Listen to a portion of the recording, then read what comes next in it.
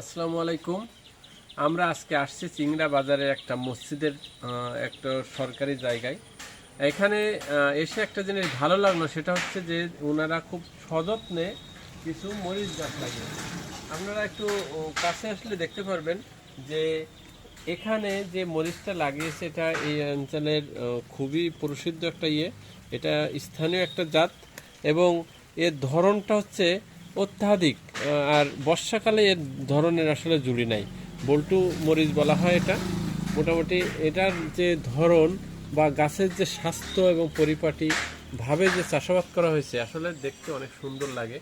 এভাবে যদি পরিত্যক্ত এবং যে জায়গাগুলো ব্যবহার হয় না সেই সব জায়গাগুলোতে যদি সামান্য একটু পরিচর্যা করে যদি আপনার সবজি বা এরকম মরিচ বা বেগুন এই জাতীয় ফসল লাগাতে পারি, তাহলে সেখানে আমার নিজের চাহিদা পূরণ করার পাশাপাশি অর্থনৈতিকভাবে স্বাবলম্বী হওয়ার সুযোগ রয়েছে। সুতরাং আমরা চাইবো যে এরকম যাদের জায়গাটা পতিত অবস্থায় পড়ে রয়েছে সেসব জায়গাগুলোতে অবশ্যই এই জাতীয় ফসল লাগানো। ভালো থাকবেন, আল্লাহ হাফেজ।